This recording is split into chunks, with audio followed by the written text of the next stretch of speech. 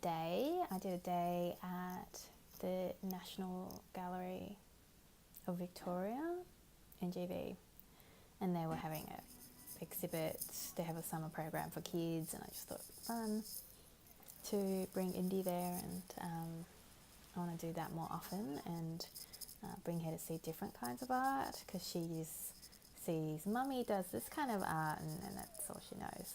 And so I wanted to show her to that, and it was really fun actually, for all the effort having to carry Raven the whole time, and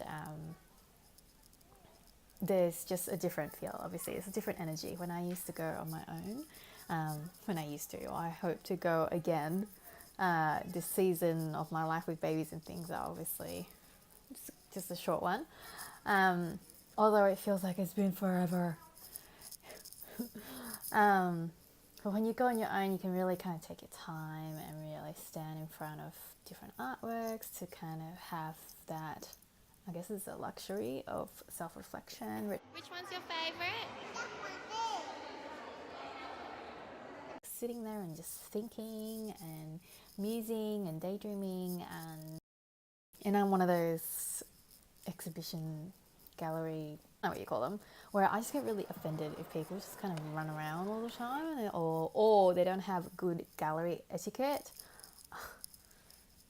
Pisses me off. Like, if you know people are standing in front of a piece of work and they are, enjoying it and seeing it, you don't just kind of walk in front of them to take a bloody photo, right? Like, that's just rude. You don't just, people know you don't stand up at the movies, and if when you do because you have to, it's kind of really annoying, and you try and do it, you try to kind of crouch down and get as low as possible so that you don't affect people's viewing. It should be the same for galleries. Like, I just think, have a little etiquette and common sense, people. Or if you have been standing there and appreciating a piece of work for a while, like, try to be a little self-aware about people around you who are kind of waiting their turn, and especially their kids. And my kids were like angels, and she knew not to touch things, and I really try and kept her noise to a minimum in order not to affect other people's viewing pleasure. But like, I don't have time to wait for you to like move to one side, because you want to stand there for an hour. Sure, if that's the way you want to appreciate work, fine. That is up to you. But I think, there's like common courtesy or something to just step aside a little, let somebody else kind of view it. I will not take that long. I have kids, I'm not going to take that long. Anyway, this was not meant to be a rant about gallery etiquette. But having that day, I realized again, these studio diaries, these are just an experiment for me, this kind of vlogging thing, and giving me a chance to really talk out loud. If you're like me, I kind of think better when I'm talking it out and thinking it out. No amount of writing and journaling is going to brings out the same kind of insights as talking it out does. I think this is why girls talk to each other so much. So, and so this kind of new art form to kind of really share about my work and the thinking behind it, because a lot of the time I'm just fully in it, I'm fully creating, and there isn't space to be critiquing it and thinking about why and where it comes from and all that kind of stuff. That's the stuff that happens after or before, in between times, which is like a day at the gallery. I get to consume instead of create, which I believe is something that's really healthy for everyone. We see that with the way we handle our kids, we kind of innately know not to try and reduce their screen time because it's very addictive. But for me, a lot of that is because I don't want her to be constantly consuming stuff. I want her to be creating stuff, whether it is a painting or drawing, or if you think about their schooling and stuff, a lot of it is just helping them and giving them different avenues to express themselves, but also to create from their imagination, to explore dexterity as well as physical abilities and muscles and all that kind of stuff in playgrounds, but also I think just like creating and stretching their mental muscles in there. And so there needs to be a balance between creating and consuming, because that's why, just like actual food, if you're always just consuming, you just get fat. Like, if you're not releasing that and burning that off in other ways, in ways that are healthy. That's how you get diseases and cancers and things like that. Anyway, and so it was a day to really consume and feed my creative well, because you can't create from an empty cup.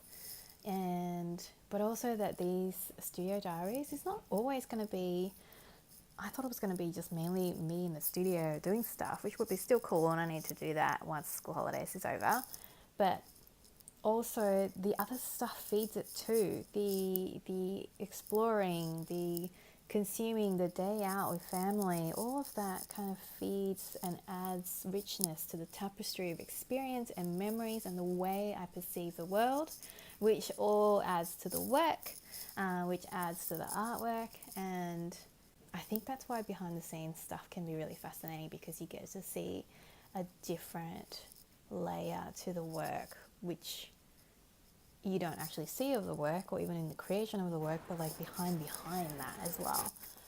So yeah, I hope you're enjoying that, and if you have, definitely please subscribe to the channel, and which is also come to brendamangalore.com/shop. I am currently writing a booklet, my latest booklet called Cultivate, Create, and it is going to be sharing my creative process and the kind of cycle, the different parts of it, and how I work through getting over starting and the blank canvas kind of fear, and then once you hit resistance and how to work through that, that's going to be a big part of that. The messy middle, as I like to call it, and trying to find your creative flow, and then releasing that masterpiece to the world instead of sabotaging yourself or not finishing it all. That kind of creative process, and how you can then connect to that creative process in your work and in your life, how you can cultivate that relationship with your creativity, how you can create the masterpiece that's been calling you to create, that only you can create. So it's currently on pre-order. If you purchase it before it's released, you get it at 50% off. The code is on the website, so come to brendamangalore.com/shop and you will find it under booklets. Otherwise, I will see you in the next one. Don't forget to subscribe to my channel.